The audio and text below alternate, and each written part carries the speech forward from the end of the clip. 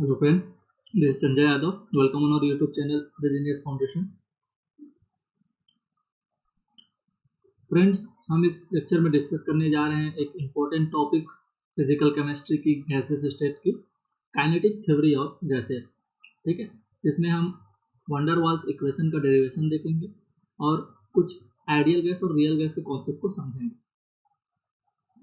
चलिए, तो सबसे पहले बात करते हैं काइनेटिक थ्योरी ऑफ गैसेस की। तो देखिए, अगर हम बात करें कि काइनेटिक थ्योरी का जो आप गैसेस का जो काइनेटिक थ्योरी है वो क्यों आया, तो सबको आपको पता होगा कि कुछ लॉस होते हैं। आप जैसे कि गैसेस लॉ, अगर आप बात करूं, थोड़ा सा हिंट करूं, तो यहाँ पर आपको पता होगा कि एक आपका क्या होता है, बॉयल्स लॉ, चार्ल्स लॉ, ठीक है, और आपका एक ग्राहम का लॉ होता है, एक डाल्टन का लॉ होता है। तो ये सब गैसियस लॉ हैं, कुछ गैस से रिलेटेड कुछ लॉ हैं। तो इन्हीं लॉ के लिए आपका जो थ्योरेटिकल बेस, जो आपका एक थ्योरी एक प्रोड्यूस किया गया गैस के लिए, वही आपका काइनेटिक थ्योरी ऑफ गैसेस के नाम से जाना जाता है। क्योंकि ये आपके जो हैं, जैसे कि अगर मैं आपको आगे इसमें लेके जाऊं, तो देखिए कुछ एक्सपेरिमेंटल गैसियस लॉज थे जो मैं बताया आपको, बायल्स लॉ, चार्ल्स लॉ और आपके डाल्टन, ग्राहम्स लॉ, ये सभी जो आपके एक्सपेरिमेंटल गैसेस लॉ थे, ठीक है, इन्होंने क्या किया, इंटरेस्ट डेवलप कर दिया कि क्यों ना इसके लिए आपका जो एक थ्योरेटिकल मॉडल पेश किया जाए जो कि स्ट्रक्चर ऑफ गैसेस को एक्सप्लेन करे, जो उस एक्सपेरिमेंटल आपके जो लॉ हैं उनके कुछ फैक्ट्स दे, थ्योरेटिकल फैक्ट्स दे। ठीक है, तो इसके लिए आपका एक थ्योरी डेवलप किया गया जिसे क्या बोलते हैं, काइनेटिक थ्योरी ऑफ गैसेस। ठीक है, and based upon certain essential postulates which are supposed to be applicable to an ideal gas. तो ये जो है आपके जो लॉस क्रिएट किए गए, जो थ्योरीज दिए गए, वो आपके आइडियल गैस के ऊपर एप्लीकेबल थे। ठीक है, and it is possible to derive an expression, theoretical expression इसके लिए दिया गया जो कि आपका क्या हुआ, known as kinetic gas equation के नाम से जाना गया। तो हमको इसी के पोस्टुलेट्स को डिस्कस करते हैं इस लेक्चर में कि काइनेटिक थ्योरी ऑफ गैसेस में कितने पोस्टुलेट्स हैं और कौन कौन से आपके जो लॉस को एक्सप्लेन करता है, या भी बोल सकते हैं कि कौन से प्रॉपर्टीज को गैसेस, आइडियल गैसेस के एक्सप्लेन करता है। तो देखते हैं postulates of kinetic theory of gases में सबसे पहला पोस्टुलेट्स है, a gas consist of a large number of very small spherical tiny particles which may be identified with the molecules. The molecule of given gas are completely identical in size, shape and mass. इसका मतलब ये है friends कि एक gas जो है वो बहुत सारे छोटे छोटे जो आपके पार्टिकल्स होते हैं उनसे मिलकर के बना रहता है। एक गैस जो है वो बहुत सारे आपके जो छोटे छोटे पार्टिकल्स होते हैं उनसे मिलकर बना होता है, और ये जो पार्टिकल्स होते हैं ये मॉलिक्यूल्स भी हो सकते हैं, और ये मॉलिक्यूल्स की जो साइज होगी वो आपकी आइडेंटिकल होगी, वो आपकी जो है साइज आइडेंटिकल, शेप, मास। तो ये छोटे छोटे जो आपके आइडेंटिकल साइज, शेप और मास के जो पार्टिकल्स होते हैं वो मिल करके आपका एक गैस क्रिएट करते हैं। ठीक है, तो ये आपका हो गया पहला पोस्टुलेट्स कि गैस कैसे इन पार्टिकल से मिलके बने होते हैं, उनका शेप साइज क्या होता है। सेकेंड पोस्टुलेट्स है, तो देखिए, the volume occupied by the molecule is negligible in comparison to the total volume of gas। अब सपोज मान लीजिए कि यहाँ पर बहुत सारे जो हैं गैसियस पार्टिकल जो हैं, या फिर आपके टीनी पार्टिकल, छोटे पार्टिकल जो हैं, मिल करके आपका एक गैस क्रिएट कर रहे हैं।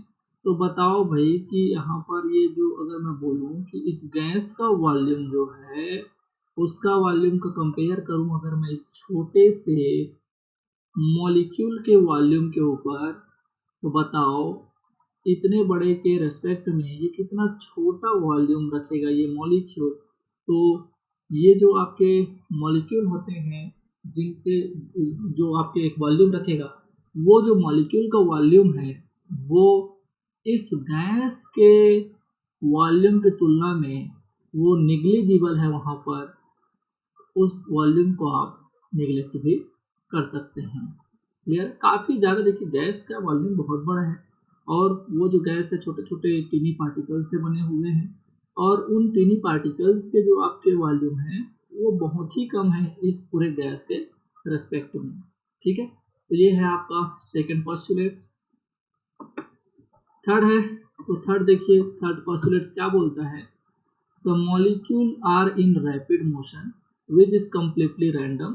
During their motion, they collide with one another and with the sides of vessel. होता क्या है कि सपोज मान लीजिए कि ये जो है एक कंटेनर हम दिए हुए हैं जिसमें गैस को भरे हुए हैं, तो यहाँ पर वही गैस के पार्टिकल्स जो हैं वो आपको पता होगा कि कम्प्लीटली वो मोशन करते रहते हैं। तो देखो यहाँ पर रैंडम मोशन, ये इधर जा रहा है, सपोज मान लो ये इधर जा रहा है, ये आपके जो है अब ये मॉलिक्यूल आपके जो है जब मोशन कर रहे हैं तो यहाँ ये सपोज मान लो ये वाल से वेसल से टकरा गया और ये पार्टिकल जब मूव कर रहा है तो सपोज इससे टकरा गया। तो ये जो मॉलिक्यूल्स हैं जो गैसियस पार्टिकल के फॉर्म में प्रेजेंट होते हैं वहाँ पर वो जो है आपका कम्प्लीटली रैंडम मोशन करते रहते हैं और वो मोशन के कारण एक दूसरे से टकराते रहते हैं और या फिर आप ये बोल सकते हैं कि जो आपका वेसल है उसके वॉल से भी ये टकराते रहते हैं। अब ये खुद से जो है एक दूसरे से टकरा रहे हैं, वेसल के वॉल से टकरा रहे हैं, तो वहाँ पर क्या होता है, एक प्रेशर जनरेट होता है और द वेसल ऑफ गैस जो आपका the pressure of the gas जो है वो इसी कोलिजन के कारण होता है, due to the collision of molecule with the sides of vessel. अब जितने ज़्यादा टकराते रहेंगे तो एक प्रेशर जनरेट होते रहेगा, इनका जो मूवमेंट है वो फास्ट होते रहेगा, टकराते रहेगा तो फिर से रैंडम मोशन बढ़ते रहेगा। ठीक है, तो इसके कारण जो है इन कोलिजन्स के कारण आपका जो है एक प्रेशर जनरेट होते जाता है। ठीक है, ये है आपका प्रेशर जनरेशन का कारण कि गैस में प्रेशर किस तरह से जनरेट होता है। नेक्स्ट पोस्टुलेट्स की अगर हम बात करें तो देखो, the molecules are perfectly elastic. इसमें बोला गया है कि मॉलिक्यूल्स में जो कोलिजन होता है वो परफेक्टली इलास्टिक होता है। There occurs no loss energy when they collide with one another and with the sides of vessel. इसमें ये बोला गया है, इसी आपको जो कोलिजन है इसी को आपको थोड़ा सा ध्यान में रखना है। ठीक है, इसमें क्या बोला जा रहा है कि इसमें जो है मॉलिक्यूल एक दूसरे से टकराते तो हैं, वेसल से भी टकराते हैं, तो वहाँ पर वेसल के वॉल से टकराए या फिर एक दूसरे से टकराए तो ये परफेक्टली इलास्टिक होता है। इलास्टिक इन द सेंस कि यहाँ पर किसी भी प्रकार से एनर्जी वगैरह में लॉस नहीं होता, और एनर्जी वगैरह में जब लॉस नहीं होगा तो हम बोल सकते हैं कि ये जो है एक प्रकार का इलास्टिक कोलिजन हो रहा है। ठीक है, The law of classical mechanics, in particular Newton's second law of motion, are applicable to the molecule in the motion। जो आपका मोशन होता है उसमें जो है आपका न्यूटन का जो सेकंड लॉ ऑफ मोशन है वो आपका एप्लीकेबल होता है, वो इस तरह का कोलिजन जो है उसको फॉलो करता है। नेक्स्ट पोस्टुलेट्स की अगर हम बात करें तो देखिए इसमें एक और इम्पोर्टेंट जो है वो पोस्टुलेट्स है कि ये बोलता है कि there is no force of attraction और repulsion amongst the molecule, that is they are moving independent to one another. अब सपोज यहाँ पर देखिए, यहाँ पर जो है बहुत सारे गैस जो हैं रैंडम मोशन में प्रेजेंट हैं, तो देखो रैंडम मोशन में तो प्रेजेंट तो हैं तो लेकिन ये टकरा रहे हैं एक दूसरे से। अब टकरा रहे हैं तो यहाँ पर एक स्टेटमेंट तो यह बोलता है कि इनमें एनर्जी का लॉस वगैरह नहीं होगा, दैट इज ये जो है कंटिन्यू जो है मोशन करते रहेंगे। आपके जो है सेकंड एक इम्पॉर्टेंट जो पोस्टुलेट है वो ये बोलता है कि ये जो मॉलिक्यूल एक दूसरे के आसपास प्रेजेंट होते हैं उनमें किसी भी प्रकार से अट्रैक्शन और रिपल्शन काम नहीं करता। ये एक दूसरे से कंप्लीटली इंडिपेंडेंटली मूव करते रहते हैं, किसी का किसी के ऊपर कोई प्रभाव नहीं होता। ठीक है, ये आप याद रखेंगे। अभी कुछ टाइम बाद मैं इस पोस्टुलेट्स को फिर से रिकंसिडर करके आपको इसमें रियल गैसेस में डेविएशन बताऊंगा। ठीक है, at any instant a molecule can have energy ranging from small value to a very large value।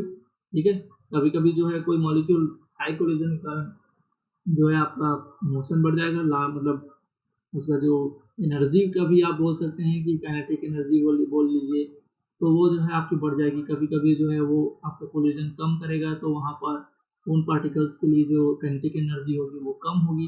तो कुछ की कम कुछ की ज़्यादा, तो वहाँ पर एक एवरेज काइनेटिक एनर्जी जो की बात करेंगे, तो इसके लिए बोला गया है कि एवरेज काइनेटिक एनर्जी जो होगी कांस्टेंट होगी फॉर अ गिवन टेम्परेचर। एक गिवन टेम्परेचर पर, एक पर्टिकुलर टेम्परेचर पर जो आपकी काइनेटिक एवरेज काइनेटिक एनर्जी होगी आइडियल गैस की, वो आपकी आइडेंटिकल होगी, वो कांस्टेंट होगी। ठीक है, हाँ, लेकिन ये जो आपकी एवरेज काइनेटिक एनर्जी होगी वो प्रोपोर्शनल होगी एब्सोल्यूट टेम्परेचर के। तो kinetic energy is proportional, directly proportional to absolute temperature। ठीक है, तो ये हुए आपके postulates of kinetic theory of gases. ठीक है, इसमें जनरली आपके मोशंस के बारे में ही तो डिस्कस किया गया है, और मोशंस के कारण आपके जो कोलिजन्स वगैरह हो गए, प्रेशर कैसे प्रोड्यूस होता है आपके गैसेस में, उन सब के बारे में इस थ्योरी में बताया गया है। ठीक है, तो अब अगर हम बात करें कि पोस्टुलेट्स ऑफ काइनेटिक थ्योरी के, तो अब ये जो पोस्टुलेट्स थे वो आइडियल गैस जो हैं उनके लिए एप्लीकेबल था। इन्होंने एक आइडियल गैस जो है, ये जो आपकी प्रॉपर्टीज बताई वो आइडियल गैस लोग फॉलो करते हैं। तो अब आइडियल गैस से जो डेविएशन होगा, जो कुछ प्रॉपर्टीज फॉलो नहीं होंगी, तो उनको उनके लिए फिर हम बोलेंगे कि आपका जो आइडियल बिहेवियर है उसमें डेविएशन आ रहा है, और उसको हम कंसीडर करते हैं रियल गैस। अब रियल गैस क्या होता है, तो भाई ऑब्वियसली आइडियल जो है कंडीशन प्रोड्यूस करना बहुत टफ जॉब है। ठीक है, आजकल जो है आप ये बोल सकते हैं कि आइडियल कुछ नहीं है। ठीक है, हाँ, तो उन आइडियल्स पैरामीटर्स में जो डेविएशन होगा वो कौन करता है, वो कौन फॉलो करता है, रियल गैसेस। तो अब हम बात करेंगे रियल गैसेस के बारे में। अब रियल गैसेस कैसे आपके जो है डिराइव, आप ये बोल सकते हैं कंसीडर किया गया, वो कौन सी प्रॉपर्टीज हैं जो आपके जो है रियल गैसेस लोग फॉलो नहीं कर रहे हैं, जिसके कारण वो जो है आइडियल बिहेवियर से डेविएशन शो करते हैं। तो उन्हीं डेविएशंस के बारे में थोड़ा सा समझेंगे, फिर जो है रियल गैसेस के वंडरवर्स प्रॉपर्टीज के बारे में हम बात करेंगे। तो देखिए, real gases do not obey the ideal gas law exactly under all conditions of temperature and pressure. बिल्कुल, तो आपके जो है सभी टेम्परेचर और प्रेशर पर कंप्लीटली जो सभी प्रॉपर्टीज जो ideal behaviour ideal gas show करता है वो रियल गैस नहीं शो करता, वहाँ पर कुछ प्रॉपर्टीज में डेविएशन पाया जाता है। ठीक है,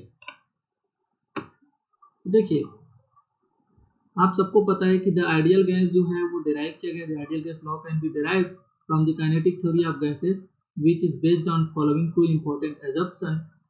और वो एजम्पशन कौन है, तो देखिए, the volume occupied by the molecule is negligible in comparison to the total volume of gases, and second is that the molecule exert no force of attraction upon one another।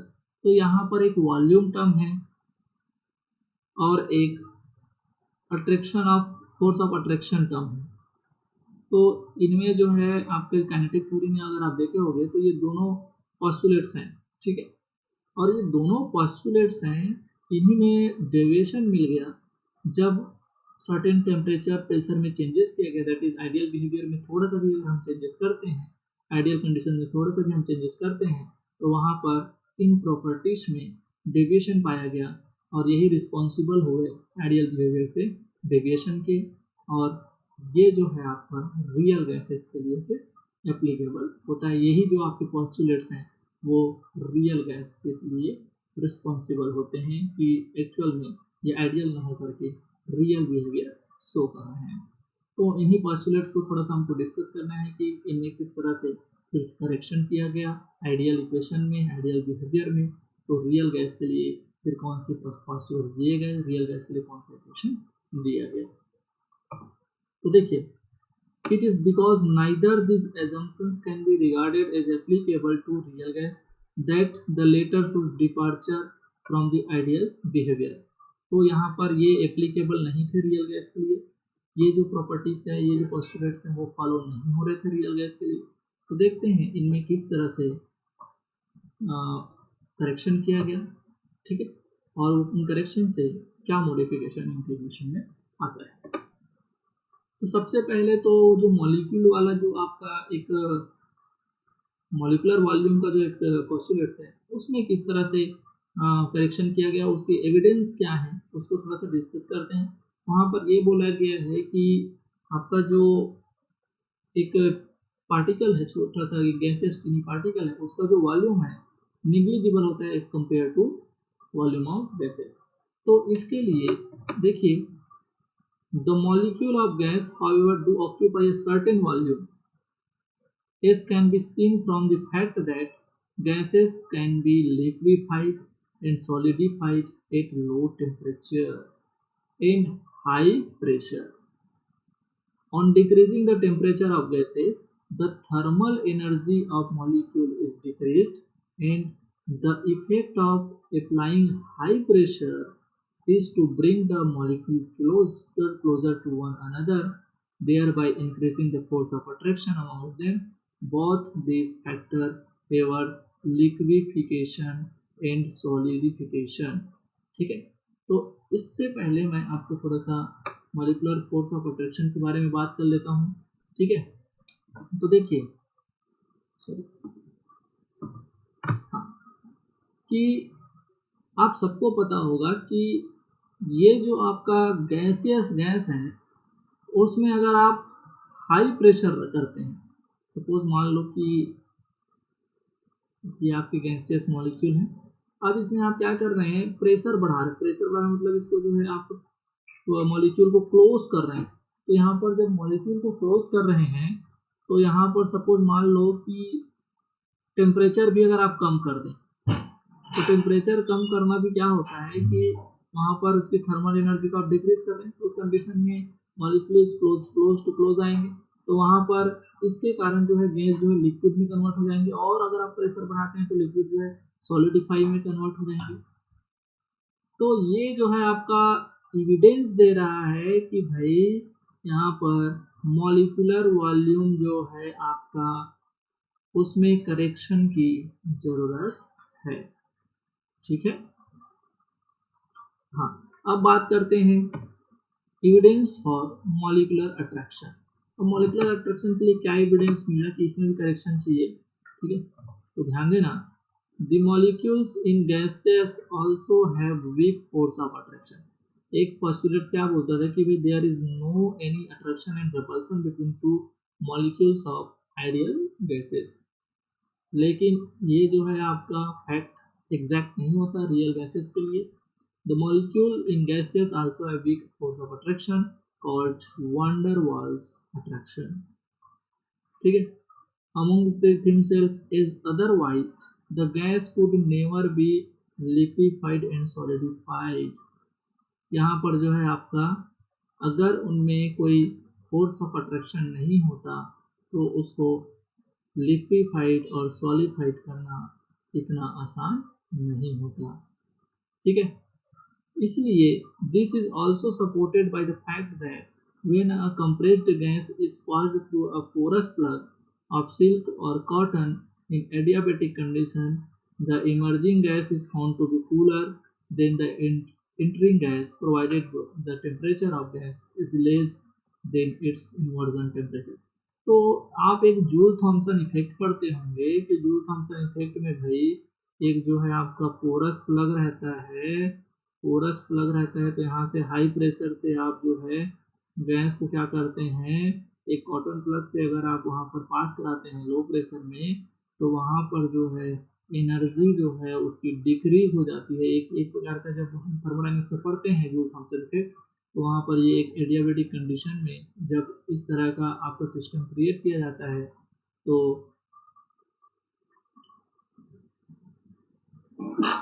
Sorry, ठीक है, हाँ, तो यहाँ पर ये जो है आपका एक इंटरनल फोर्स जो है इसके अगेंस्ट काम करता है, और यहाँ पर कुछ वर्क्स होते हैं, ठीक है, जो कि इंटरनल फोर्स ऑफ अट्रैक्शन के अगेंस्ट काम करता है, और ये एनर्जी रिक्वायर्स करता है, और ये एनर्जी जो है ये खुद अपने द्वारा जो प्रोड्यूस करता है, जिसके कारण आप ये बोल सकते हैं कि यहाँ की एनर्जी जो है डिक्रीज हो जाती है। ये जो सिस्टम जो है कूलर हो जाता है। सपोज मान लो कि यहाँ पर से मॉलिक्यूल जो है, इसको हम अच्छे तरीके से जूल थॉम्सन इफेक्ट में पढ़ते हैं, यहाँ से भाई इसको अगर यहाँ से यहाँ मूव करना है तो सिंपल सी बात है कि यहाँ पर इसके लिए इनको खुद वर्क करना पड़ जाता है, वर्क करने के लिए एनर्जी चाहिए, तो यहाँ से एनर्जी अगर चाहिए, एनर्जी जब यूज हो जाती है तो इनकी एनर्जी, खुद की एनर्जी जो है उसमें कंज्यूम होती है, क्योंकि बाहर से किसी भी प्रकार की एनर्जी प्रोवाइड नहीं हो रही है, तो ऑब्वियसली वहाँ पर खुद की एनर्जी कम हो जाएगी, और खुद की एनर्जी जब कम हो जाएगी तो यहाँ पर ये कूलर इफेक्ट शो करेंगे, दैट इज ये जूल थॉम्सन इफेक्ट को शो करते हैं। तो ये कुछ नहीं है, एक प्रकार का एक एविडेंस है कि हाँ यहाँ पर कुछ न कुछ फोर्स ऑफ अट्रैक्शन यहाँ पर काम करता है, और फोर्स ऑफ अट्रैक्शन के अगेंस्ट अगर मेरे को यहाँ पर वर्क करना है तो उसके लिए खुद की एनर्जी को यूज करना पड़ेगा। चलिए अब बात करते हैं derivation of van der Waals equation की। अब वान डेर वाल्स इक्वेशन एक इम्पोर्टेंट टॉपिक है, ये बहुत बार आपके पेपर में आ चुका है। तो देखिए, van der Waals was the first to introduce systematically the correction term due to the above two invalid assumption in the ideal gas equation PV is equal to nRT. His correction are given below. यहाँ पर हम mention करेंगे कि किस तरह से correction उन्होंने show किया है। आपका जो है जो दो अजम्पशंस थे कि इनके जो वॉल्यूम में करेक्शन होना चाहिए, जो वॉल्यूम जो है निग्लिजिबल होता है, ये बोला था आपका आइडियल गैस में, और एक था आपका जो है फोर्स ऑफ अट्रैक्शन किसी प्रकार से और कोई भी रिपल्सिव फोर्स जो वहाँ पर वर्क नहीं करता। तो इन दो आपके पॉस्टुलेट्स में इन्होंने इनको करेक्ट करने के लिए, इनमें करेक्शन टर्म लाने के लिए सबसे पहले वान डेर वाल्स ने अपना इक्वेशन दिया, और ये बोल सकते हैं कि इन्होंने सबसे पहले जो है करेक्शन को सिस्टमेटिकली इंट्रोड्यूस किया। तो उन्हीं सबको हमको देखना है किस तरह से इन्होंने करेक्शन को प्रोड्यूस किया या किस तरह से करेक्शन फैक्टर को दिया। तो देखिए करेक्शन फॉर वॉल्यूम, तो वॉल्यूम में किस तरह से करेक्शन हुआ कि देखिए, सपोज मान लीजिए कि V I that is ideal volume, ये गैस आइडियल गैस का एक वॉल्यूम है, तो V I in the ideal gas equation represent the ideal volume where the molecules can move freely. In real gases, चलो मान ये एक आइडियल गैसेस की वॉल्यूम है वी आई, जहाँ पर मॉलिक्यूल फ्रीली मूव कर रहे हैं। In real gases a part of total volume is however occupied by the molecule of gas, hence free volume Vi is the total volume V minus the volume occupied by the molecule. अगर मैं ये बोल दूं कि if B represent the effective volume occupied by the molecule of 1 mole of gas, then for amount in of gas Vi is given by Vi is equal to V minus N2। इसका मतलब क्या है, suppose यहाँ पर देखिए, यहाँ पर एक वॉल्यूम है इस गैस का, तो ये जो आपका वॉल्यूम है, ये जो आपके इन real gases a part of total volume is however occupied by the molecule of gases, hence the free volume Vi is total volume, that is यहाँ पर ये तो आपका आइडियल गैस का था। अगर हम रियल के लिए बात करें तो सपोज यहाँ पर कुछ फोर्स ऑफ अट्रैक्शन काम करता है, तो इनके अगर हम ये बोलें कि इनमें जो है मॉलिक्यूल्स जो आपके एग्जैक्ट वॉल्यूम को क्या करेंगे, इनका अगर हम कंसीडर करें तो ये जो आपका वॉल्यूम है वो आपके आइडियल कंडीशन में जो कंप्लीट वॉल्यूम को कंसीडर करता है उतना ना हो करके तो कुछ तो वहाँ पर वो कम होगा, उतना नहीं होगा, कुछ कम होगा, दैट इज इससे थोड़ा सा कम होगा। तो कितना कम होगा, तो वहाँ पर उन्होंने उसके लिए करेक्शन फैक्टर दिया कि जो टोटल वॉल्यूम था आपका वहाँ पर वो टोटल वॉल्यूम ना होकर के उसमें एन बी माइनस कर दीजिए। अगर आपका an amount of gas present है वहाँ पर, और बी क्या कर रहा है, B represent the effective volume occupied by the molecule of 1 mole of gas. तो 1 मोल ऑफ गैस के लिए इतना मॉलिक्यूल आपका इतना वॉल्यूम जो है एक ऑक्यूपाइड किया जाता है, बी अमाउंट जो है ऑक्यूपाइड किया जाता है 1 मोल ऑफ गैस के लिए। तो suppose n mole of gas होंगे तो वहाँ पर एन बी मॉलिक्यूल जो है वहाँ पर एन बी वॉल्यूम जो है उस मॉलिक्यूल के द्वारा क्या किया जाएगा, ऑक्यूपाई किया जाएगा। ठीक है, तो वहाँ पर टोटल जो वॉल्यूम है उसमें से अगर आप एन बी घटा देंगे तो उसमें जो है एक करेक्टेड जो आपका वॉल्यूम टर्म है वो आपको मिल जाएगा, जहाँ पर बी को क्या बोला जाता है, बी को ये भी बोला जाता है कि ये एक एक्सक्लूडेड वॉल्यूम और को वॉल्यूम को रिप्रेजेंट करता है। The numerical value of B is 4 times the actual volume occupied by the gas molecule. तो ये जो आपका बी होता है वो एक गैसियस मॉलिक्यूल के द्वारा जो वॉल्यूम ऑक्यूपाई किया जाता है उससे 4 गुना ज़्यादा होता है। तो थोड़ा सा हम इसको डिस्कस कर लेते हैं। सपोज देखिए ये जो एक्सक्लूडेड वॉल्यूम है, if we consider only bimolecular collision, एक बाईमॉलिक्यूलर कोलिजन को हम यहाँ पर कंसीडर कर रहे हैं, then the volume occupied by the sphere of radius 2r represent the excluded volume per pair of molecule shown figure. देखिए यहाँ पर ये जो है आपका एक बाईमॉलिक्यूलर इंटरेक्शन को दिखाया गया है। यहाँ पर ये जो आपका वॉल्यूम है ये एक्सक्लूडेड वॉल्यूम को रिप्रेजेंट कर रहा है, इतना आपको तो भी माइनस करना पड़ेगा। ठीक है, तो देखिए यहाँ पर ये जो एक्सक्लूडेड वॉल्यूम है, the excluded volume per pair of molecule, ये बराबर रिप्रेजेंट किया जाता है 4/3 पाई 2r क्यूब, और इसको सॉल्व करेंगे तो ये हो जाएगा 8 इंटू 4/3 पाई r क्यूब।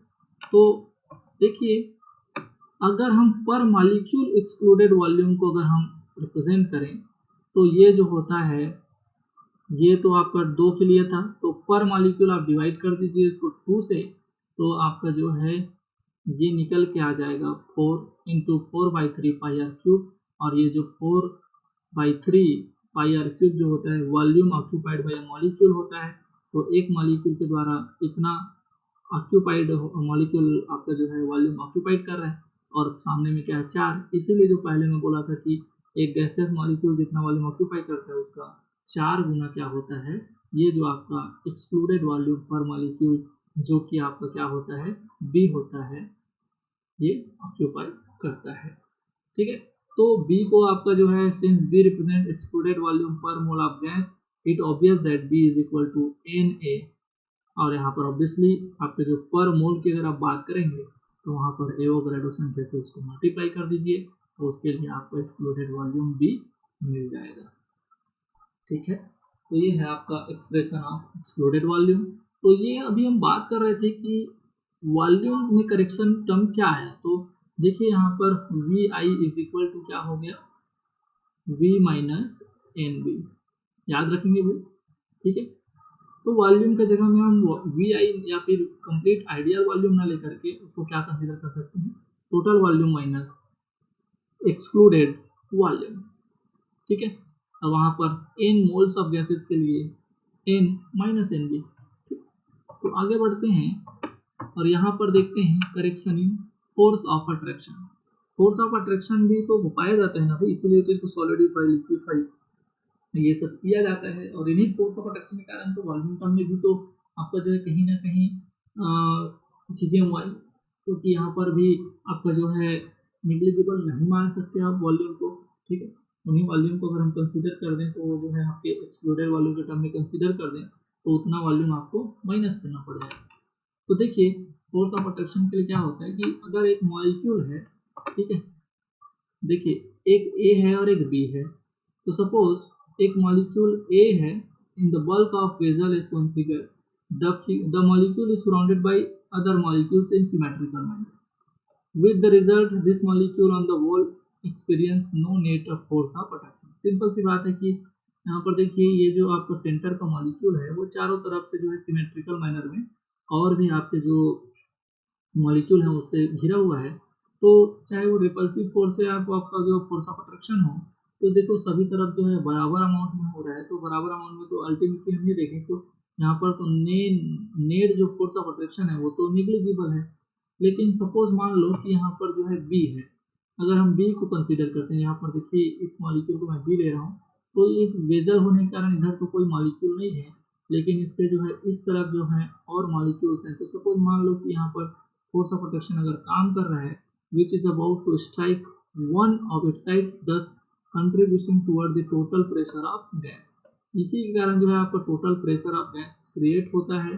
क्यों? क्योंकि यहाँ पर अब यहाँ पर हम ये नहीं बोल सकते कि फोर्स ऑफ अट्रैक्शन नेग्लिजिबल है, क्योंकि यहाँ पर ये सिमेट्रिकल मैनर में ना होकर के अनसिमेट्रिकल मैनर में है। ये जो है आपका अंदर के तरफ जो है एक फोर्स ऑफ अट्रैक्शन यहाँ पर वर्क करेगा और इसी के कारण जो है प्रेशर टर्म जनरेट होता है। ठीक है, there are molecules only one side of pressure. ठीक है, हम इसको डिस्कस कर लिए। ठीक है, towards its centre with the result that this molecule experience a net force of attraction toward the center of the vessel। This results in decrease in velocity of the molecule। Obviously देखो यहाँ पर अगर कोई net force of attraction work नहीं कर रहा है तो ये फ्रीली मूव करेगा, किसी का कंट्रोल नहीं है इसके ऊपर। लेकिन इस बी के ऊपर जो है इन मॉलिक्यूल्स का कंट्रोल है, ये जो है इनके साथ फोर्स ऑफ अट्रैक्शन के साथ जुड़ा हुआ है। तो हम बोल सकते हैं कि अब ये फ्रीली मूव नहीं करेगा, इसकी जो वेलोसिटी है वो डिक्रीज हो जाएगी, और वेलोसिटी डिक्रीज हो जाएगी तो ऑब्वियसली हम बोल सकते हैं कि इसका मोमेंटम भी डिक्रीज हो जाएगा। ठीक है, thus the molecule does not contribute as much force as it would have had there been no force of attraction। Thus the pressure of real gas would be smaller than the smaller than the corresponding pressure of an ideal gases। That is, ये जो आपका PI जो है वो जो आपका ideal pressure था वो अब जो है आपका क्या हो जाएगा, करेक्शन की जरूरत पड़ जाएगी। और वो जो आपका करेक्शन होगा वो एक प्रेशर P पर जो करेक्शन टर्म आपका आएगा उस करेक्शन टर्म को यहाँ पर ऐड करना है। अब उसी को हमको डिस्कस करना है कि कौन सा करेक्शन टर्म यहाँ पर आएगा। ठीक है, क्लियर है भाई? चलिए, तो ऑब्वियसली यहाँ पर ये जो आपका प्रेशर है रियल गैस की प्रेशर, दस the pressure of real gas would be smaller than the corresponding pressure of ideal gas. क्यों? क्योंकि अगर ये तो आइडियल गैस का प्रेशर है, इसको अगर मैं ये बोलूँ कि ये रियल गैस का प्रेशर है तो करेक्शन टर्म इधर आएगा, करेक्शन टर्म इधर माइनस आएगा, तो आइडियल में इतना माइनस करोगे तो आपका क्या आएगा, आपका रियल गैस का प्रेशर आएगा। दैट इज ऑब्वियसली आइडियल से क्या हो जाएगा, वो कम हो जाएगा। ठीक है, ऑब्वियसली भाई वहां पर देखो वॉल्यूम जो है बढ़ रहा था तो यहाँ पर जो है प्रेशर जो है कम हो रहा है। ठीक है, चलिए अब देखते हैं इन करेक्शन टर्म को। The correction term depends upon two factors. पहला फैक्टर है कि ये जो आपका करेक्शन टर्म है, the number of molecules per unit volume of the vessel, the number of molecules per unit volume of the vessel, larger the number, larger the net force of attraction with which the molecule B is dragged।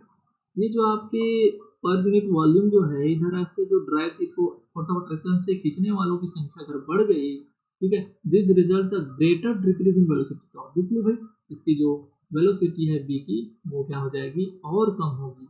Hence greater decrease in the rate of change of momentum. Consequently, the correction term also has a large value if n is the amount of gas present in the volume V of the container. The number of molecules per unit volume of the container is given by n small n into Na upon V, जहाँ पर Na जो है Avogadro number को show कर रहा है। तो अगर मैं ये बोलूँ कि यहाँ पर Na तो एक कांस्टेंट है अवोगाड्रो नंबर, तो ये n prime is directly proportional to n upon V, और n प्राइम जो है आपका number of molecules per unit volume को रिप्रेजेंट कर रहा है। तो देखिए, तो मैं ये बोल सकता हूँ कि करेक्शन टर्म जो है उसको correction term is directly proportional to n upon V होगा। क्यों? क्योंकि आपका जो वेलोसिटी जो चेंजेस आएगी वहाँ पर वो डिपेंड कर रहा है कि पर यूनिट वॉल्यूम में आपका जो है कितना मॉलिक्यूल प्रेजेंट है, that is n prime, that is correction term also inversely proportional to the n upon b।